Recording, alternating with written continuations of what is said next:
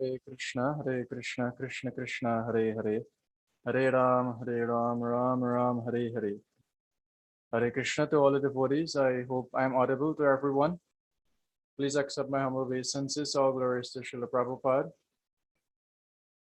So Hare Krishna once again, and let me first of all take this opportunity to welcome all the devotees to this afternoon's webinar.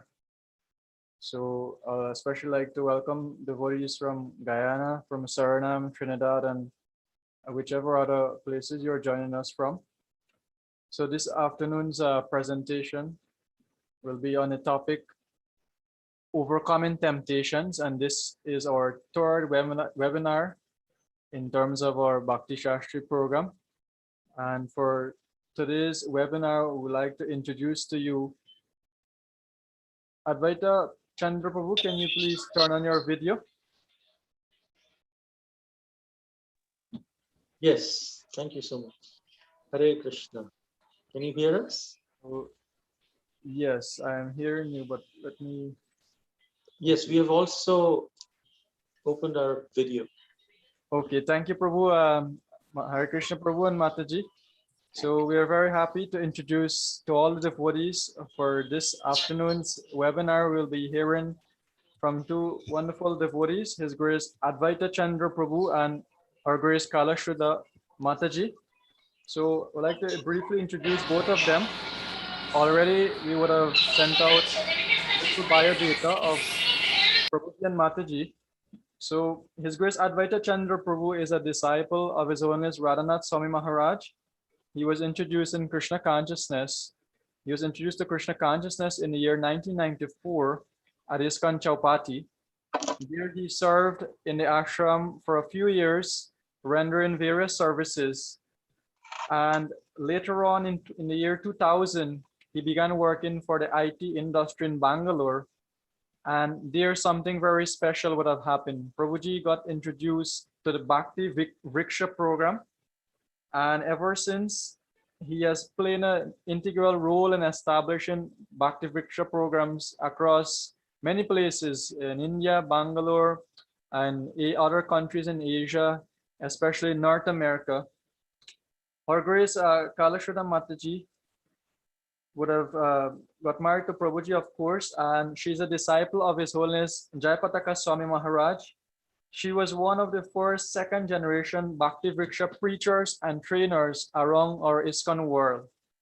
She was initiated in 1995, and her parents were one of the pioneering devotees to host the Bhakti Vriksha programs. So later on in the 2000s, both Prabhuji and Mataji received various awards from ISKCON Congregational Development Ministry for their contributions in the form of training and the preaching towards helping communities to building their congregation. So Prabhuji and Mataji traveled to many places over the years, especially in North America, Latin America, Asia, to assist temples and leaders in helping the community to grow, helping to develop the congregation. So we're very happy to welcome both of them to this forum this evening. So we can all do so by loudly, greet them by loudly chanting, Hari Bol, Hari Bol, Hari Bol. So thank you, Prabhu and Mataji, for being here with us this evening. We're most happy to be in your association. And we also like to extend special thanks to His Grace Baldev Prabhu, who invited you all to be here with us this afternoon to offer this service and to speak on the topic, overcoming temptations. We humbly request to all the devotees, if you can please turn on your videos, your cameras. It will be very helpful for Prabhuji and Mataji in their presentation. And if you have any questions during the course of the presentation, please feel free to put those in the chat, or you can ask at the end. Hare Krishna Prabhu, and over to you and Mataji. You can please begin. Okay, thank you so much, Prabhu. How long do we have in this presentation? So it's 1 hour and a half. Okay. Yes. So if we have a 1 hour discussion presentation and then 30 minutes question answer, something like that? Yes, Prabhu, that's fine. All right. Thank you so much. Om Ajnanatimirandhasya Jnananjana Shalakaya Chakshurun Militam Yena Tasmai Shri Gurave Namaha. Namo Vishnu Padaya Krishna Presthaya Bhutale Srimate Bhakti Vedanta Swami Niti Namine Namaste Saraswate Deve Gauravani Pracharine Nirvishesha Shunyavadi Paschatya Deshatarine Jaya Shri Krishna Chaitanya Prabhu Nityananda Shri Advaita Gadadhara Shri Vasadi Gaura Bhakta Vrinda Hare Krishna Krishna Krishna Hare Hare Hare Rama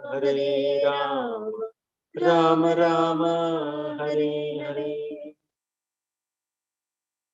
Thank you very much, Sachisuta Prabhu, for giving us this opportunity to share with all the devotees here. We are very grateful for this opportunity. We don't deserve it. We are also grateful to Baladev Prabhu. He's a very old, good friend of ours, and he asked me if we can speak, and we are very grateful to be allowed to share some of our experiences, discussions with all of you. And if there are any questions, and we'd like to learn from all of you as well. You're all Bhakti Shastri students. So thank you very much for this opportunity. Today is also the World Sankirtan Day, which is all over the world. There are, I think the ISKCON is organizing 108 Sankirtan parties to go out and perform Harinam. There is live streaming and things like that. So in honor of this World Sankirtan Day, we'll leave some time towards the end for a short kirtan, so we can all participate in that together as well, for the pleasure of Srila Prabhupada and for the day of eternal joy. Hare Krishna. So we have some presentation here. I'd like to share this presentation on overcoming temptations.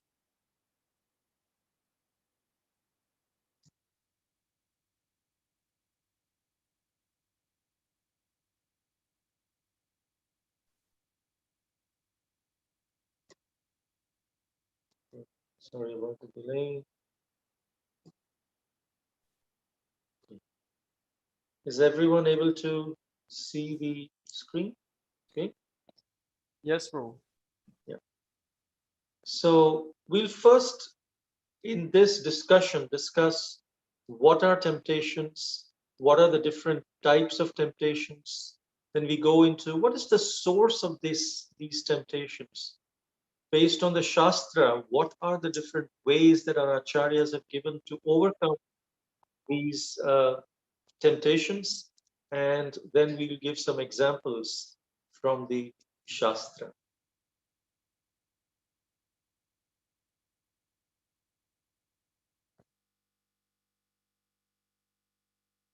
So first let's try and see, how do we define temptations? So temptations is some of the things that are there in our life, which we we lose our focus on the set goal, which do not allow us to proceed with our goal.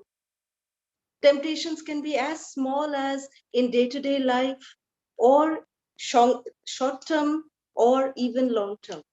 So temptations can be in different forms, overcoming them as an everyday challenge, a weekly challenge, daily challenge, monthly challenge, yearly challenge as well. So these temptations are some things that become a part of our lives. And sometimes we think, oh, are these really temptations? Are we really going to do anything about them? So first, if we want to do something about them, we need to identify what exactly are temptations. In fact, Srila Bhaktivinoda Thakur, he said that these obstacles in the path of devotional service are my ecstasies, because he could see that these obstacles, because he had his focus on the ultimate goal to please Krishna, all these obstacles transformed themselves into his ecstasies, and he was able to use them to please Krishna more and more. So if we are saying, oh, there are so many obstacles, there are so many temptations, bhakti is so difficult, we need to look into ourselves and review, are we clear about our goal? If we are clear about our goal, these temptations will actually become the means that will accelerate us towards the goal. Nonetheless, we are in this material world, and many times the mind plays so many tricks, and so we need to discuss what are these different temptations. Srila Vishwanath Chakravarti Thakur, in his Madhurya Kadambini, that wonderful book, The Cloud Bank of Nectar, he actually shares what are these different temptations that we have, that a devotee feels during their sadhana bhakti. Because many of us, I can say for ourselves, we are performing sadhana bhakti, we are not pure devotees. And so while we are on that road to pure devotional service, what are these different obstacles? Srila Bhaktivinoda Thakur says, is the sadhaka feels laya, or feeling very drowsy. It's like you can see this person, he's sleeping on the wheel. We are in the car on the wheels to go back home, back to Godhead. And then suddenly it becomes so long, so boring. We've been here 5, 10, 20 years. We just lose our patience. I've been chanting 16 rounds for 25 years, and I don't see any change. Does this process even work? And then we lose our patience, and then we start feeling drowsy during our way. This is called laya. And slowly, steadily, this takes away our enthusiasm. And these 3 things which are necessary, 6 things, but the top 3 that Srila Rupa Goswami says, Utsaha Nishchaya Dhairya Tat Tat Karma Pravartanat, Asat Sangha Tyaga Satovritti, Shadbhir Bhakti Prasidhyati. So today we are only not today, but in the first part of the presentation, we are only discussing what are the temptations. When we come to how to overcome temptations, how do we overcome laya, feeling drowsy, we'll discuss that. But first, let's identify what are these temptations. The first is laya. The second is vikshepa. So Vikshepa is something very interesting. Vikshepa, as we can see from the picture itself, it's something like reminiscing. Reminiscing in the sense that, when we go back in our thoughts. For this, I always remember a very funny pastime. There was once a new bhakta who joined the temple. His name was Bhakta Fred. And when he joined the temple, everyone was very, being enthusiastic towards him, encouraging him in his devotional practices, and trying to see that he comes to all the programs, attending all the programs, and especially for new bhaktas at the temple, morning program is something very essential, even for devotees who practice at home. Srila Prabhupada said, morning program is the best way that we can ensure our Krishna consciousness. So therefore, especially at temples, the morning program is taken very seriously. And then one day during the Bhagavatam class, the temple commander was not able to find Bhakta Fred. Where did Bhakta Fred go? Where did he go? Where is he? Why is he not in the Bhagavatam class?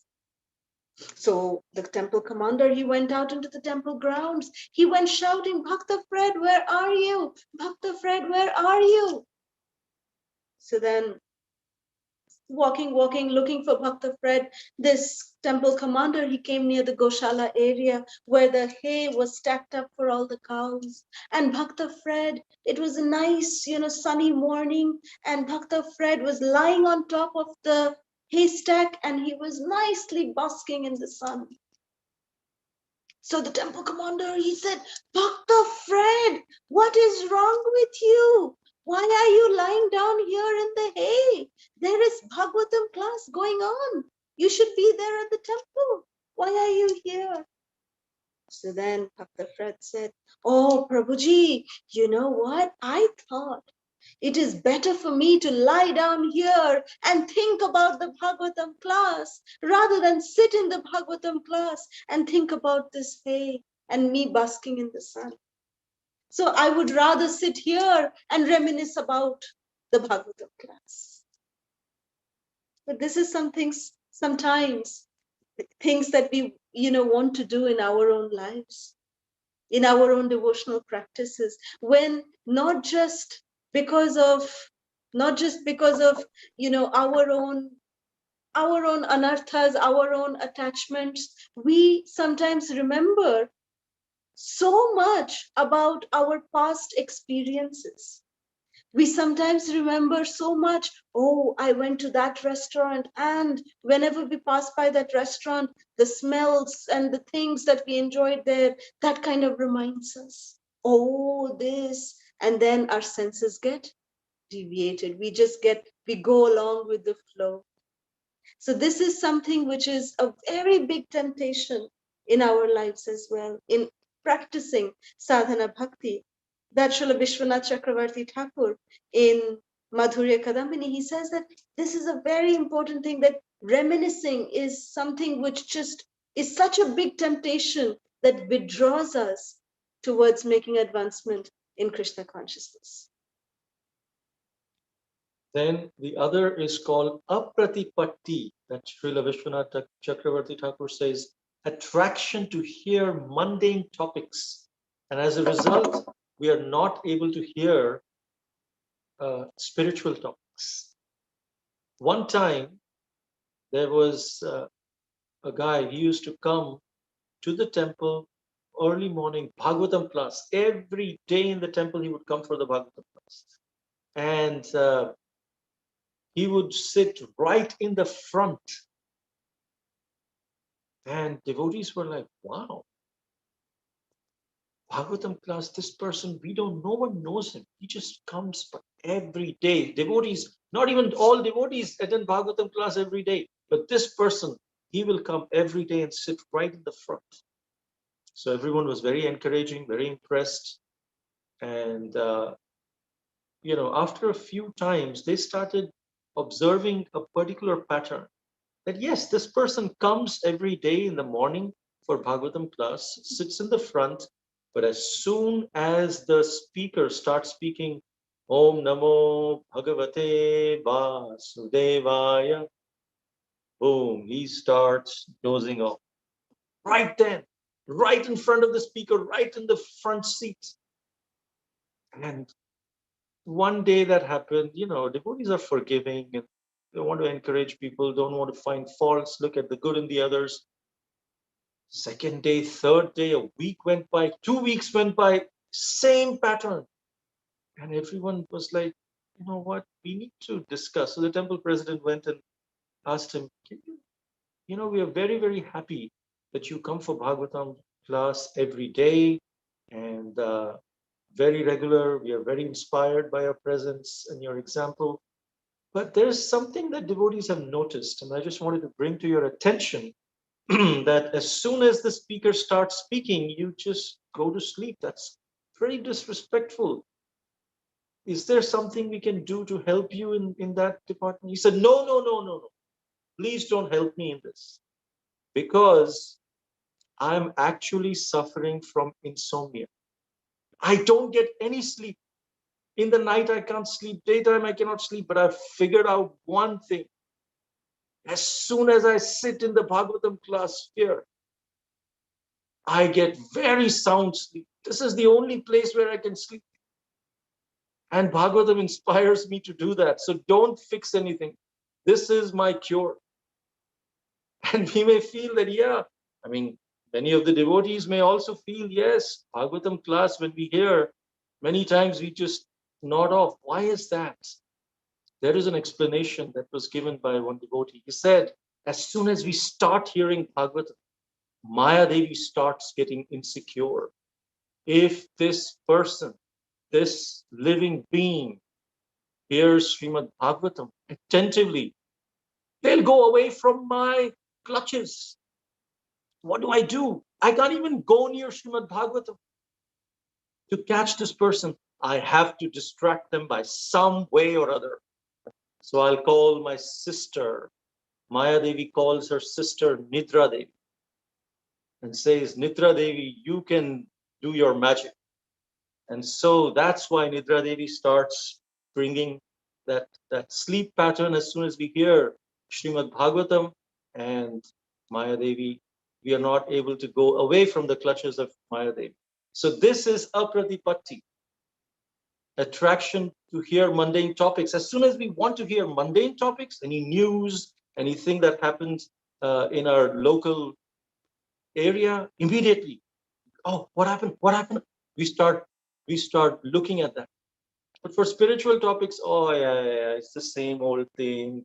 He's going to say, go back home, back to Godhead, chant Hare Krishna, hear Bhagavatam, preach. We know all these things. Hundreds of times I've heard, let me take some sleep. But that is apratipatti, as Srila. That is a temptation, and that is an obstacle to devotional service. The next one, which is described by Srila Vishwanath Chakravarti Thakur, is called as Kashaya. Kashaya means it is very high taste for material objects, but bitter taste for spirituality. Like the saying goes, as Krishna says in the Bhagavad Gita, that poison in the beginning, but nectar in the end. But nonetheless, it is poison in the beginning because we all are suffering from jaundice, the yellow fever. And here in this stage, Srila Prabhupada says that even sugarcane juice, which is supposed to be so sweet, like nectar, it tastes so bitter. It is because of the conditioning that we have. So this temptation of not wanting to taste anything spiritual, because we know that, if we go, for morning program, we have to give up our nice, soft, Tempur-Pedic mattress and our nice, cozy bed. We have to get up for Mangalarati. We have to give up all this comfort. It is bitter. But what are we getting in return? When we go, when we experience the bliss, that bliss is nothing compared to what we experience even on the Tempur-Pedic mattress. That comfort that we get for our soul, that loving association of devotees, that reciprocation that we get with devotees, that is God beyond any comparison. So we have to develop our taste for spirituality, and this is a temptation. The taste for material objects from not just this lifetime. We must remember one thing when we are discussing all these temptations, that we should not be mistaken to think that these are just temptations from this one lifetime. It is from millions of lifetimes before. It is our eternal conditioned nature that is bringing us to this state. And at least now, by the mercy of Srila Prabhupada, by the mercy of the devotees, we are at least able to identify these temptations. Moving on. And then the other temptation that Srila Vishwanath Chakravarti Thakur says is rasa, swadh, inability to absorb the mind in Krishna consciousness. How many of us have had this experience that when we are hearing Srimad Bhagavatam, reading books or chanting, our mind at that time, right when we are chanting, gives us genius ideas about solutions to some of our material problems. And as we are chanting, we think, oh, wow, if I could do this particular thing in this way, wow, this will solve my problem. Or maybe in my office, if I tell this to my boss, this will be great. And we get these such genuine ideas. The housewives may think, oh, may start thinking about the grocery list or so many different things that we may be absorbed in while we are chanting. As soon as we sit, our focus is to absorb our mind in Krishna's holy names. But we are just not able to absorb. And sometimes the mind cooperates, sometimes it doesn't. But the real question is, as soon as we realize that our mind has gone away, has been distracted, at that moment of realization, what do we do? Do we say, oh, I'm anyways going into the waves of the material ocean, that's fine, there's no point coming back, bringing the mind back? Or are we thinking, ah, I didn't realize it, let me bring my mind back to chanting the holy name? That moment is the test of our sincerity. That moment when we realize, sometimes we don't even realize, our mind just is going so many different places, we are chanting, but the moment we realize Krishna is watching, what do we do? And so we'll see what the solutions to rasa swadh is.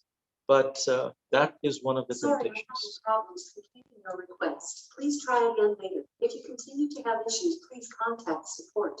So these are some of the things temptations that Srila Vishwanath Chakravarti Thakur has said. And what it does is it actually hammers nails to our heart. And then that give rise to all the anarthas, the unwanted things, anger, greed, pride, arrogance, lust, envy, all these material attachments. And the purpose of bhakti is to transform these unwanted emotions, transform greed into generosity. The purpose of bhakti is to transform anger into forgiveness, into tolerance, arrogance into humility, envy into praise, lust into love, and dovetail all our material attachments towards Krishna. One time, there was a person, he was very angry.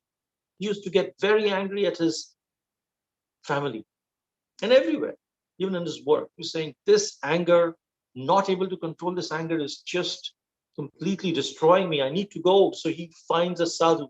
He goes to a sadhu and says, I have this problem. What can I do? So the sadhu said, do you have a backyard? He said, yes, I have a backyard in my house. Do you have wooden fences in your house, in your backyard? He said, yes, I have wooden fences. He said, all right. Next time you get angry, pick up a nail and go to that fence on your backyard and hammer the nail into that fence. And then after that, you'll see your anger goes away. He says, oh, yeah, let me try that. Next time, when he was having some conversation, he started becoming really angry at something that someone said. He remembered the sadhu's instruction. He took a nail, went to the backyard, started hammering that nail into the fence. After he was completed hammering the nails, he felt good. There was no anger. Anger gone. He was hammering the nail with all his anger inside. He said, wow, this is good. So now every time he would get angry, he would take a nail, hammer it to the fence. And after some time, the whole fence was full of nails. So then he said, now what do? I don't have any more place to hammer a nail. If next time when I get angry, what am I going to do? So before that situation comes, let me go to the sadhu. So he went to the sadhu. Sadhuji, I have a big crisis. What do I do? My backyard is filled. And your system worked. It did work. But now every inch, millimeter of the fence is filled with nails. I don't have any more room. Now when I get angry, what do I do? So the sadhu just smiled and he said, no worries. Now when you get angry, just reverse your hammer where it's like the tongs side. So just pull out yank out one nail. So every time you get angry, you go out and you yank out a nail, just pull out a nail from that place where you hammered it. I said, okay, good idea. So next time when he got angry, he would just go into the backyard with his hammer and he just would reverse the hammer and he would yank out the nail, would pull out the nail. And he would feel better because it would also take effort for him to pull out the nail. So then, the time came after a few months, there was no more nails to be yanked out, no more nails to be pulled out from the fence. But that time the sadhu visited this devotee's home, this person's home, and he came and he said that, look, just come to the backyard with me. And the sadhu took this person to the backyard and he said, now I don't know what to do. I have pulled out all the nails also. And now what do I do when I get angry? So then the sadhu said, look at what you have done. When you got angry, you hammered this fence with the nails. And then when you pulled it out, you see these holes that you have made. These holes are irreversible. You have to now get a completely new backyard. But just imagine, this is what your anger does to the heart of a person when you are expressing your anger to that person. It's like you're just destroying that person's heart. You're nailing a hammer into that person's heart, which has irreversible kind of effects. So the only balm that can really cover up the effects of anger or any of these anarthas is only something spiritual. Nothing from this mundane world can help in, covering up the damage that has been done. So the only way that we can cover this up is by spiritual process, which is the chanting of the holy names. Hare Krishna, Hare Krishna, Krishna Krishna, Hare Hare, Hare Rama, Hare Rama, Rama Rama, Hare Hare. So now we realized what are the temptations. Let's see, before we go into how to overcome these temptations, let's see what are the source of temptations. Srila Prabhupada writes in his purports to the 3rd chapter, one of the verses in 3rd chapter of Bhagavad Gita, where Krishna is saying that that lust, kama esha, krodha esha, rajoguna samudbhav, that it comes from rajoguna. Srila Prabhupada writes, in order to overcome lust, we need to find what are the sources. When we go for a war, we first look at what the enemy, where does the enemy locate it? And what are the different ways that the enemy can attack? And so it's important, as Srila Prabhupada says, to understand the source of these temptations. Where are they coming from? Then we'll be able to better appreciate how to overcome them. So the sources of temptations is from the verse of Srila Rupa Goswami, Nectar of Instructions.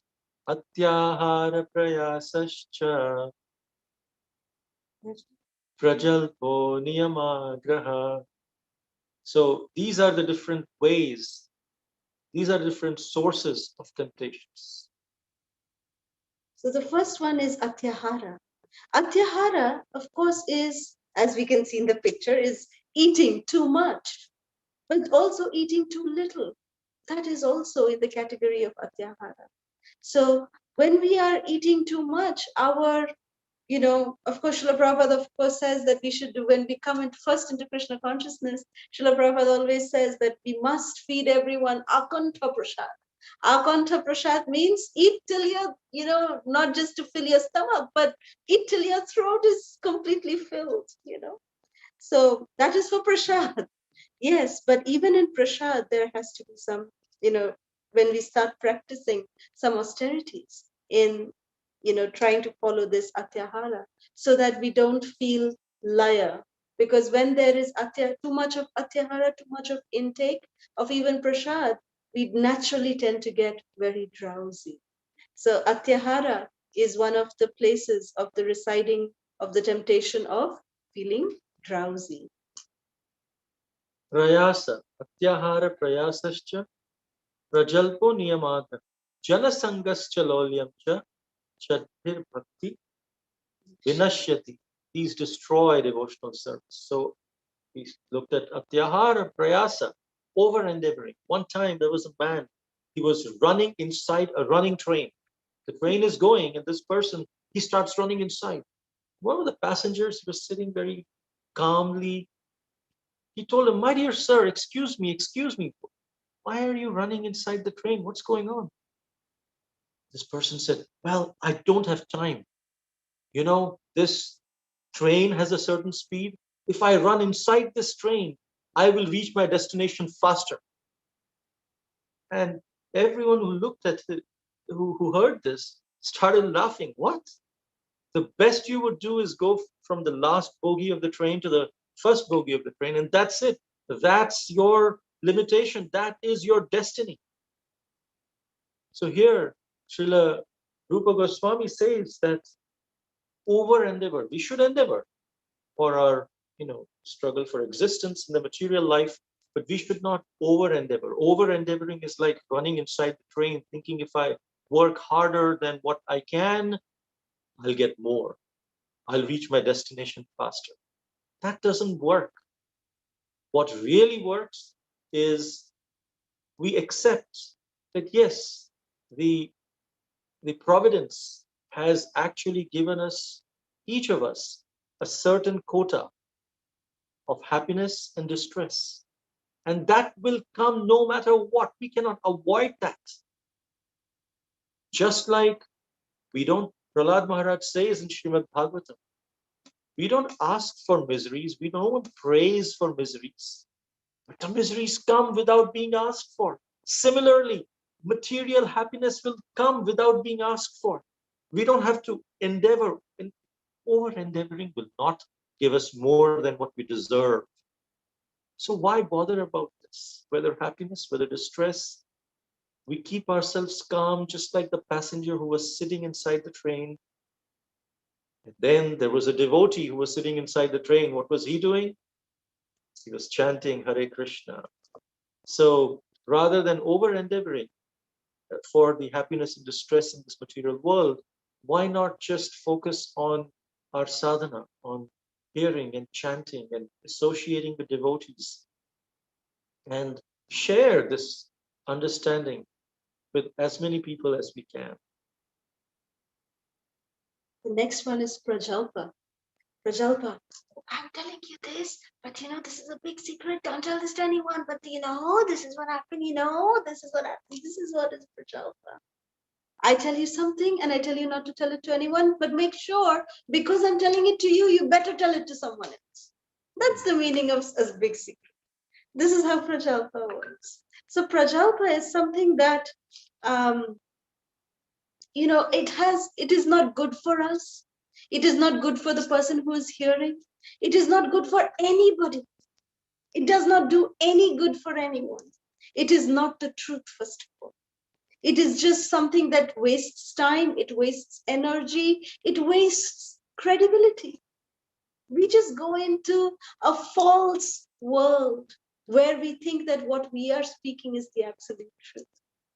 So this is a big, big, big anartha that we have in us, that we tend to do this kind of gossip, which is, Srila Bhakti Purushottam Swami Maharaj, he once said that this gossip is something like, when we have a full meal, the full meal, prashadam, it also has some pickle. You have some pickle on the side. You take a little bit of pickle and put it in your mouth. Oh, very nice. You feel, the meal is complete with the pickle. But, this prajalpa, if you take too much of pickle, or even, some people who have acidity, that little pickle is like poison for them. So when we practice Krishna consciousness, this prajalpa or gossip is like poison. It's not good for one who hears it, and it's not good for one who is definitely speaking it. The other one, this is how it is, what prajalpa does. This is the example that Srila Prabhupada gave. Prajalpa is something like this, that when when it is raining, the frogs get very excited. They go tur, tur, tur, tur, tur, tur. They're dancing in ecstasy. But what does that tur, tur do? that attracts that snake to come from behind, and frog is gone. So by its opening its tongue so much, wagging its tongue so much, it just invited its death. Nothing else happened. So this is what prajalpa can do to us. This is the effect of prajalpa. And then it says, Atyahara prayasascha prajalpo niyamagraha. Niyamagraha has two meanings. Srila Prabhupada says, Niyama agraha, which is not following it, and Niyama agraha, which means following it too strictly. Sometimes we are so strict in following that we forget the mood in which these austerities and these rules and regulations need to be performed. It says that of all the rules and regulations, satatam smartavya na jatuchit, which means we should always remember Krishna and never forget Krishna. These are the two rules. Always remember Krishna, never forget Krishna. Sarva vidhi nishedhasu etayorevaki. That all the rules and regulations, they are kinkara, subservient to these two rules. Smartavya satatam Vishnu, vismartavya na jatuchi. Always remember Krishna, never forget Krishna. All the sarva vishi nidhi vishedasur, etayoreva kinkara. They are the subservient. Kinkara means, it's from a Sanskrit word, two words, kim kara. Kim means what, kara means do. In the earlier times, the servants would come and say, what should I do? What should I do? So those who would always say, what can I do? What can I do for you? Are called kinkara. So all these different rules and regulations, we should follow them, of course, as per the acharyas say. But if we follow them too strictly, we become proud. And then we forget the real goal to remember Krishna. We start remembering our glories rather than Krishna's glories. So niyam agraha and niyam agraha, both are not recommended. The next one is jana sangha. Jana sangha is something which is, of course, materialistic association. In materialistic association, all we get is, just the way of mundane life. Our mundane life is just enhanced in such association. So when we are having that kind of association which enhances our mundane life, more and more and more, we should understand that we are doing too much of jana sangha. Now, yes, as working devotees, we may have to go out into the world. We may have to go out and do and associate with worldly people for our subsistence, for our maintenance, for our work. But then when we go out, are we wearing the kavacha? Are we wearing the protective shield of our sadhana? Just like the silkworm is very, very safe in its cocoon. We may put it in fire, we may put it in water, it will not sink nor will it be burnt. The cocoon is very, very safely protecting the silkworm. And when it's time, the silkworm itself will break open with the cocoon, and then it'll fly out like a butterfly. So that is how a devotee always keeps themselves protected when they're going out into the world through the protective shield of their sadhana. And then when they step out into the world, they actually give their association, their spirituality will be shared with others rather than taking their mundane association. And then finally, laulyam. Laulyam is greed. Greed for material possessions is something which is the source of all these different temptations that we saw, of distractions in material life. We should understand that whatever Krishna has given, we should be grateful for that. And whatever Krishna has not given, You should be grateful for that as well, because not giving or rejection is nothing but redirection and protection. Rejection, when we get rigid, when we want something and we are not given that, we should not think, oh, I deserve this and I want more and more and more. That other person has it. I also need to have it. No, we should understand that if I'm not given this, it's because it's not good for me. So whatever is there, let me be grateful and focus on hearing and chanting. So now let's go to, we understood what are temptations, what are the sources of temptations. Now let's focus on how to overcome these temptations. That's the topic for today, how to overcome temptations. So there are different techniques that are given. There are different techniques that are given by our acharyas of how to overcome temptations from the mind. We see these sources of temptations are there in the mind. How to overcome them? The first one given by Srila Bhakti Siddhanta Saraswati Thakur ki jai. He said, every day while sleeping and right after you wake up, beat the mind with broomsticks. And as you do that, what does that mean, beating the mind with broomsticks? It means that we are saying no to the mind. Sometimes the mind is like a child. The mind says, I want this, I want this. We are chanting and the mind is always distracting. Sometimes we need to say, no, you will not get it. And be firm. And then the mind just subsides. So that is important too. But we can say no to the mind and beat with broomsticks. For that, we need strength. That comes from spiritual strength, from our sadhana, from our loyalty to our Guru and to Srila Prabhupada, from reading Srimad Bhagavatam. Krishna says that when we read Bhagavad Gita, we are worshipping Krishna by our intelligence. And we are strengthening our intelligence so that it can control the mind. So the person who is beating with broomsticks is the intelligence, and the person being beaten is the mind. So we need to strengthen our intelligence by proper sadhana, by proper hearing, and get spiritual strength by association of devotees. The second technique, sometimes when we say no to the mind, no, you shall not get it, the mind growls back with much more force. How dare you say no? And then it just throws a tantrum. So sometimes when the mind is actually cooperating, it is good to pamper the mind.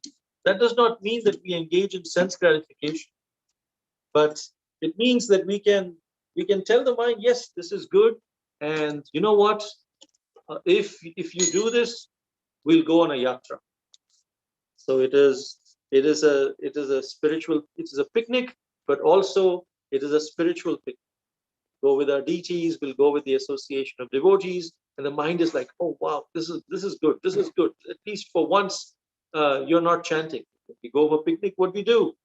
We do Harinam with the association of devotees. And so we can pamper the mind and beg the mind to engage in Krishna's service. That's second technique. Sometimes the mind does cooperate. You see that we see many times, especially if we chant early in the morning, those rounds go like hot knife on butter. Just very smoothly, it just goes through. And the mind is very cooperative. At that time, we should take a moment and thank the mind, thank Krishna, because he's Rishikesha, he's the controller of all our senses and our minds. We should express our gratitude to Krishna for helping us control the mind. The third technique is a technique which is actually spoken by Srila Raghunath Das Goswami. Raghunath Das Goswami in his Mana Shiksha, he actually says that one technique, when the mind is not cooperating, it's giving all these different temptations to distract us, is to call out the names of great devotees and great acharyas. Srila Prabhupada, Srila Gurudev, Bhakti Siddhanta Saraswati Thakur, Srila Bhakti Vinod Thakur. We just call out their names loudly as if we are calling for help. Actually, not as if, we are actually calling for help. Srila Prabhupada, please save me. That helps. Why? Because if some thieves come inside our house, what do the thieves hate the most is alarm. Alarm, or if someone shouts, they just run away and the police goes. So if some thieves are coming and we shout, police, police, police, and then the cops go and these thieves run away. Similarly, this lust, pride, greed, all these different anarthas, all of these temptations that we live, Apratipati, Vikshepa, Kashaya, all these different temptations that we just learned about, they are coming to rob our devotion from our hearts. And the solution for these robbers, these thieves, actually Srila Raghunath Das Goswami calls them highway robbers. We are going on a highway to back home, back to Godhead, and these robbers come, they try to stop us, take a lift, take a hike from us, and then they rob us. But at that time, if we can call the police, the great acharyas, the names of the great acharyas, immediately those temptations subside. But it's very important to remember this at the time when we are being overcome by temptations. And that is the test of our sincerity. Do we call out for help during temptations? Or do we say, actually, you know what? I've been in devotional service for a long time. A lot of devotional service I've done. Little bit of sense gratification I can do. What is the problem? Can be allowed. It's allowed. And Maya helps us. Maya in the mind says, yeah, you have done so much. You give all your life to Krishna. You give your seconds to Krishna, hours to Krishna, and minutes to Krishna, weeks to Krishna. The whole life you've dedicated. Just this 1 second. I'm asking for this 1 second right now. And we say, yeah, not a bad proposition. So what? Let me indulge. And so we indulge in sense gratification.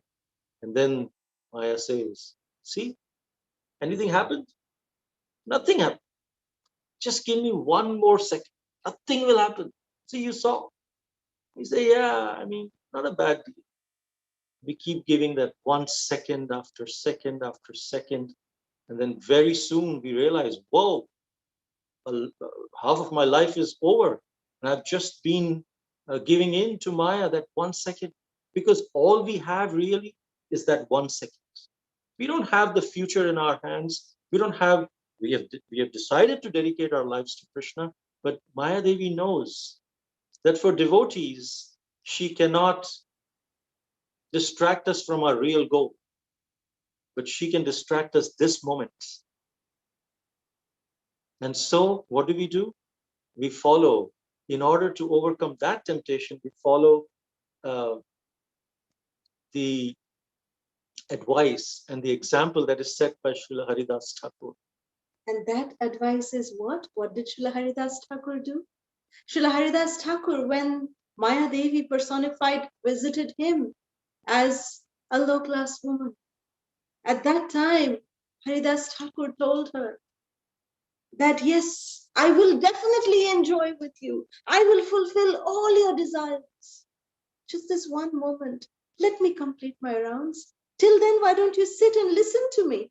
And then right after I finish, all my time is yours. I'll give everything to you. So following in the footsteps of Srila Haridas Thakur, our previous acharyas, when Maya Devi gives us this proposition, we should be able to give her a counter proposition by the strength that our acharyas have given us. And that counter proposition would be that Maya Devi, your proposal is mind-blowing, great proposal. But this one moment, can I give to Krishna? And then my whole life I will give to you. So then we continue saying that to Maya Devi every moment of our life.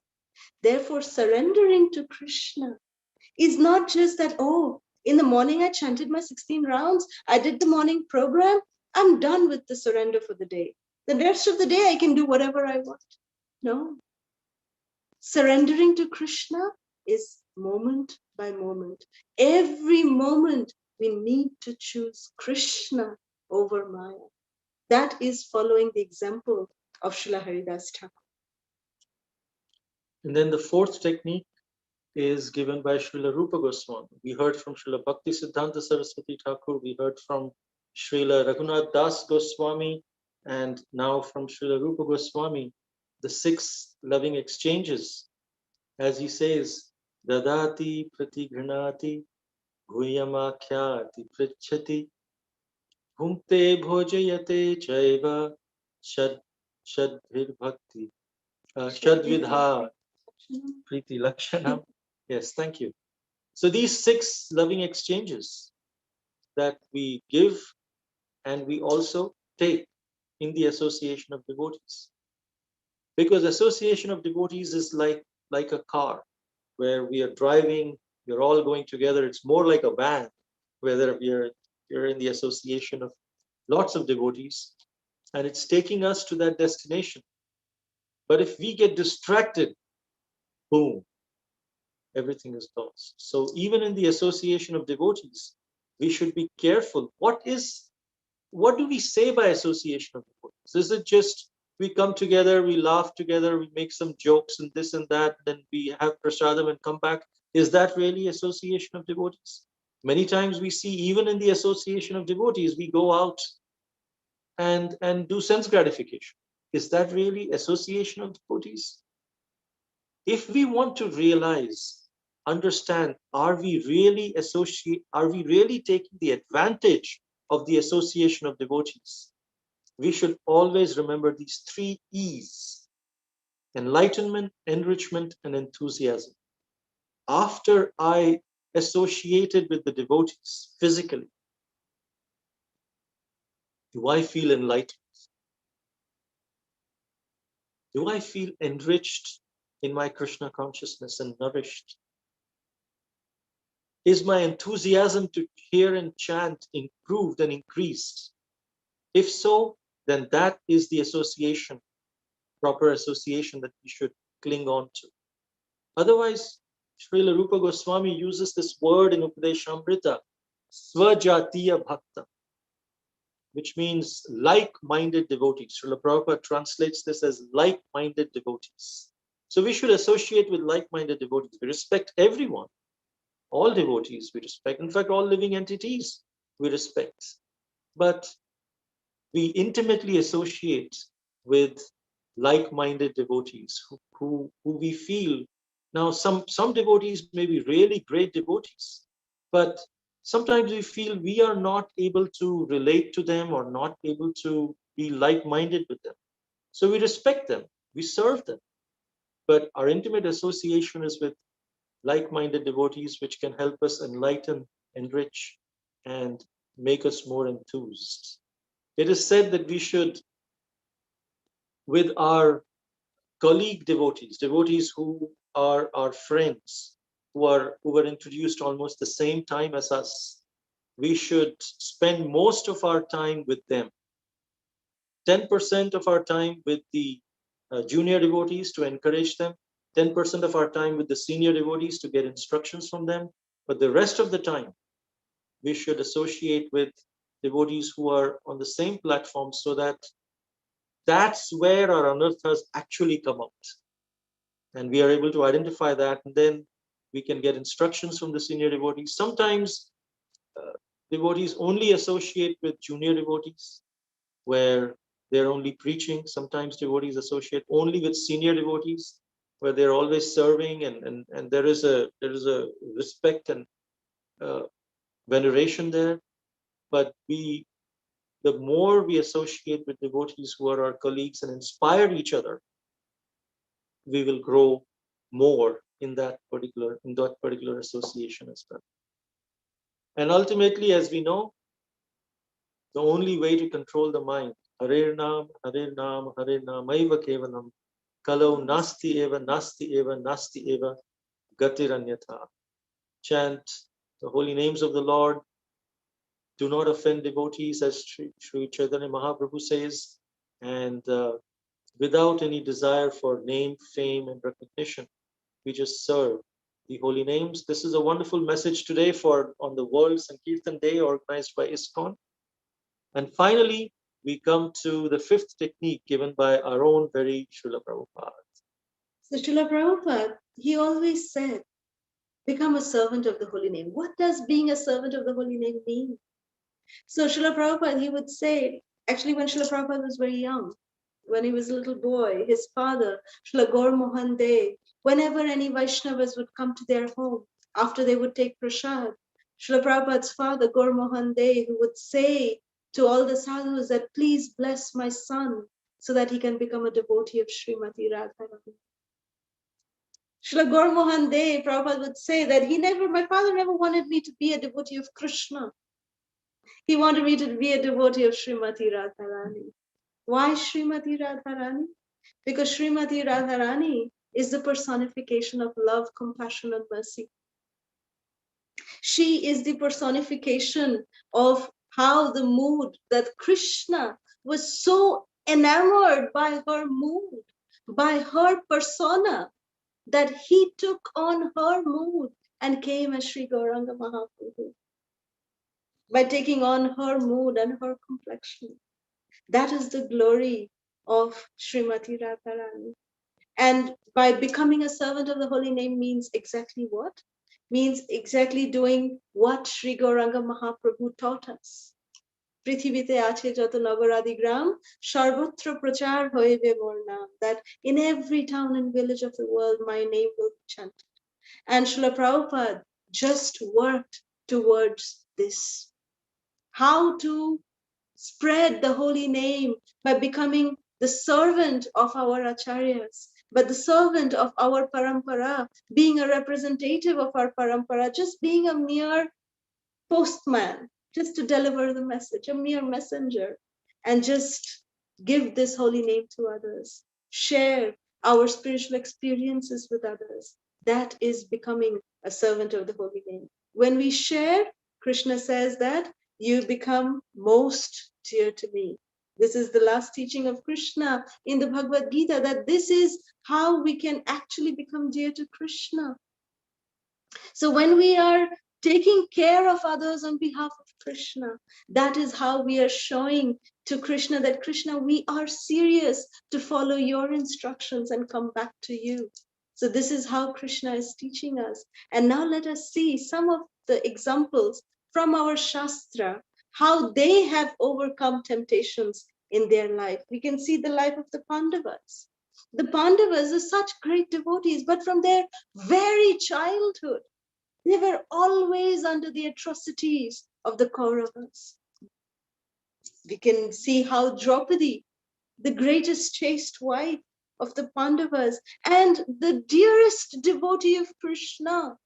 Draupadi was so dear to Krishna that one of her names was Krishna, which means Draupadi. You know, Krishna with the last A hyphenated, that is Draupadi's name. So Draupadi was put under so much of anguish, so much of misery. But what did they do?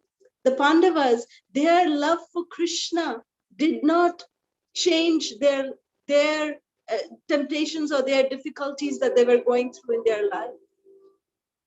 Their anger, their revenge that they wanted to do was all subservient to the fact that how much they loved Krishna. And because of that, Krishna never ever left their side. Even when they were in the forest, in the greatest of misery, the entire world forgot about the Pandavas for 12 years. But Krishna never forgot. And then after the 13th year, when Duryodhana and Arjuna came to seek Krishna's help, At that time also Krishna, he very fairly helped both of them. He gave himself to the Pandavas, to Arjuna, and he gave the Narayani Sena to Duryodhana.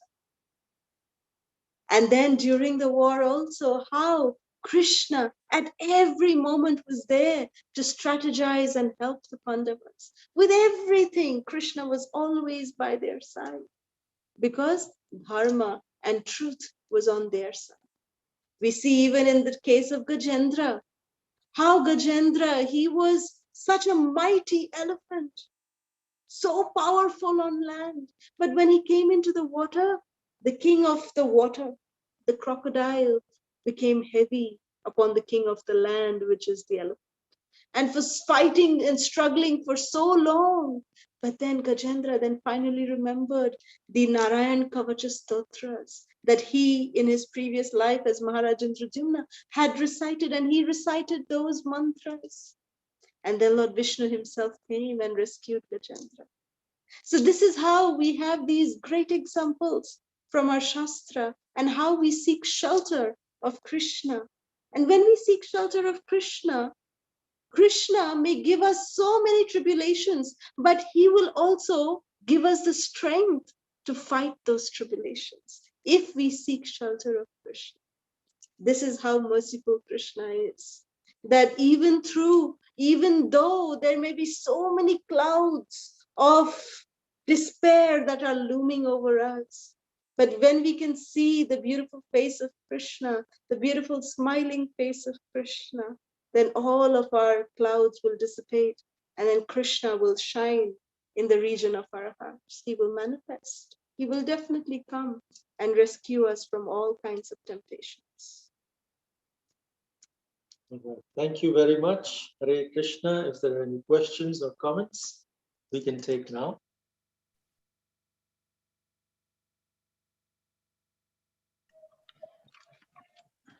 Hare Krishna. Hare Krishna, Advaita Chandra Prabhu and Kalasudha Mataji. My name is Paramatma Das. I'd just like to,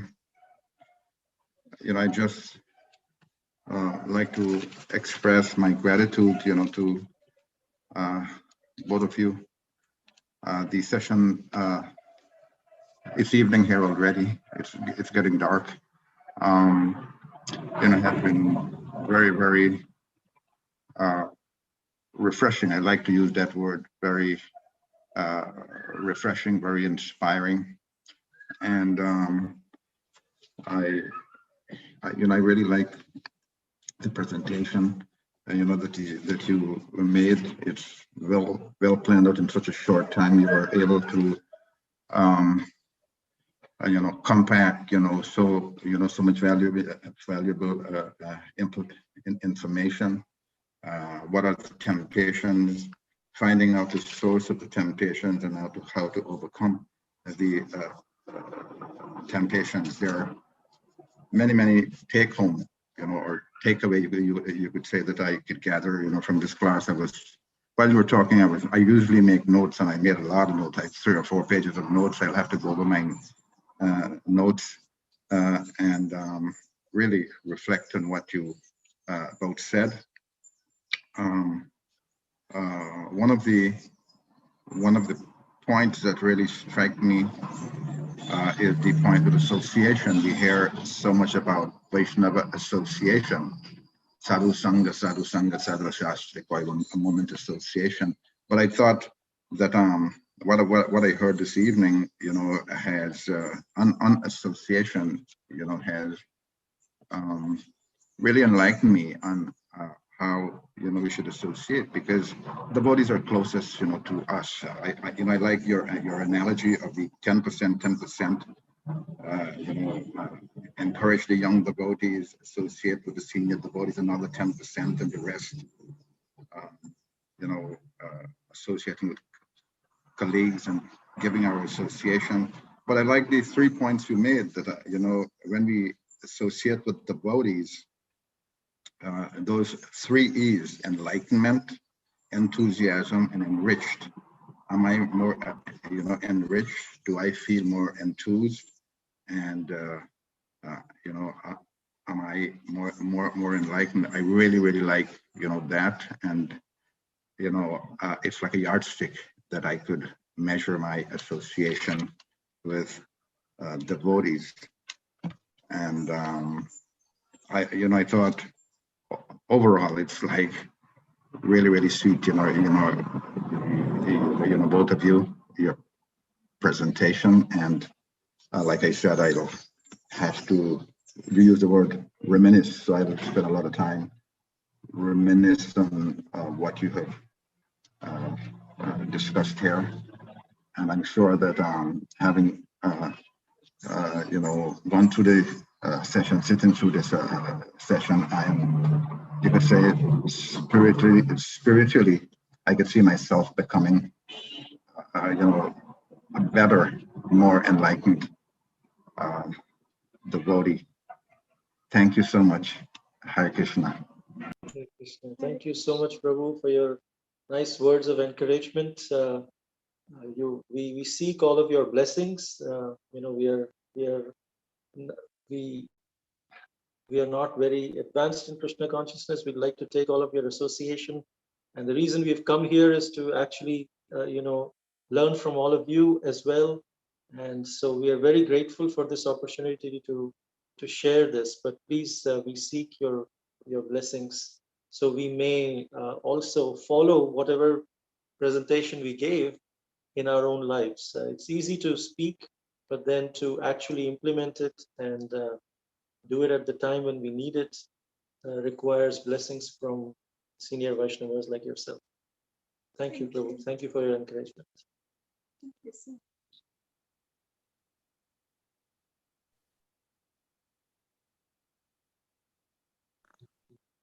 Any other questions, comments?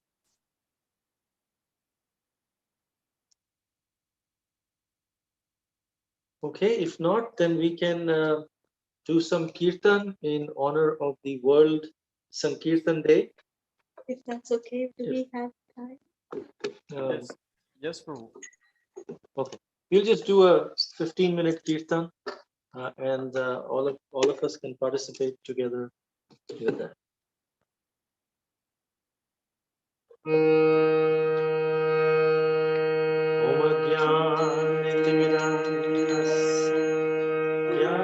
Jnana Shalakaya Chakshurunmilitam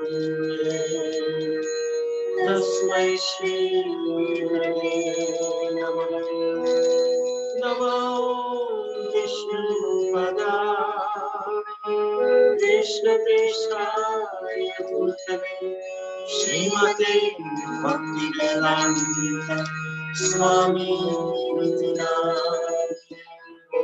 Namaste Saraswati Devi Gauravani Prachari Nirvishesha Shunyavani Paschatya Deshatani. Jaya Shri Krishna Chaitanya Prabhu Nityananda Shri Advaita Gadadhara Srivasadi Gaura Bhaktavinda. Hare Krishna Krishna Krishna Hare Hare Hare Rama Hare Rama Rama Rama Hare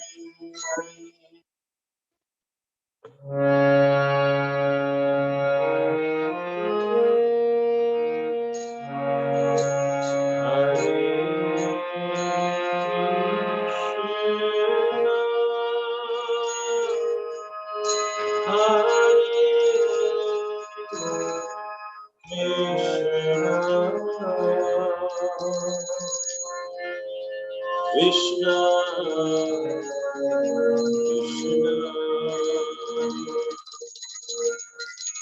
Hare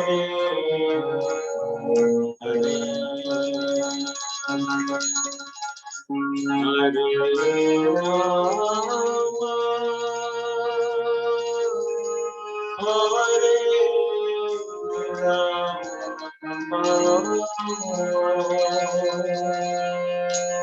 Rama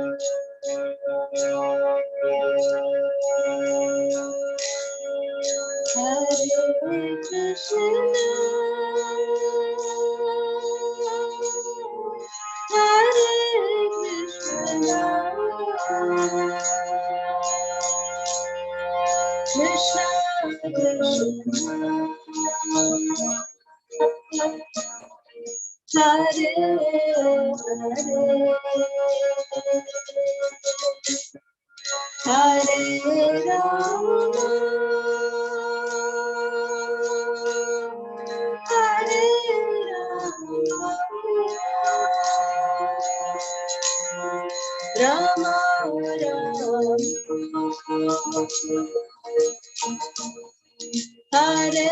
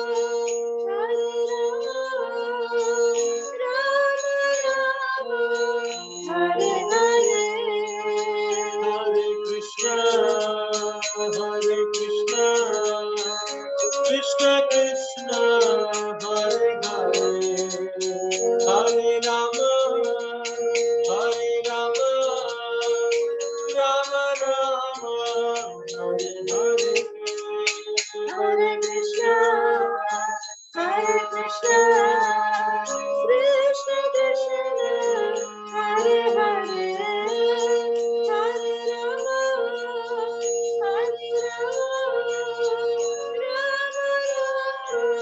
Hare Rama, Rama Rama, Hare Hare. Hare Krishna, Krishna Krishna, Hare Hare, Hare Rama, Hare Rama, Rama Rama, Hare Hare Krishna, Hare Krishna, Krishna Krishna, Hare Hare, Hare Rama, Hare Rama, Rama Rama, Hare Hare.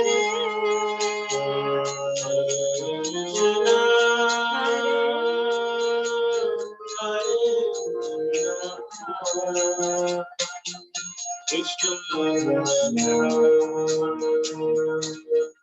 Hare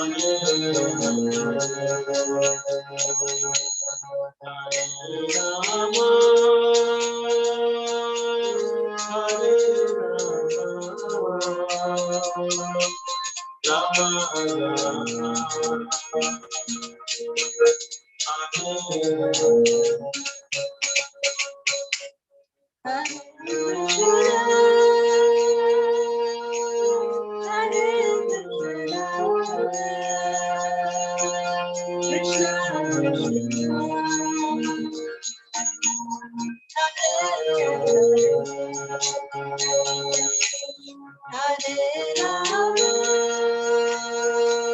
Rama,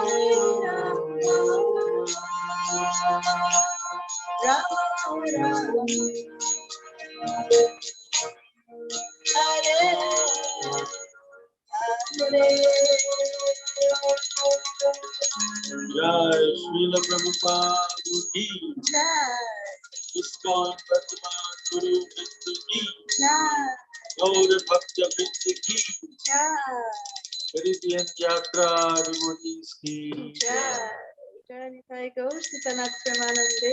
Hari Hari Hari Hari Gaur. Hare Krishna.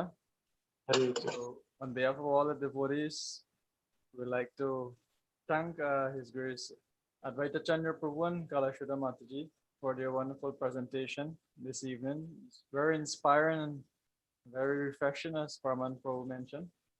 And also, I'd like to thank you for the very ecstatic kirtan on the wonderful occasion of ISKCON's World Sankirtan Day.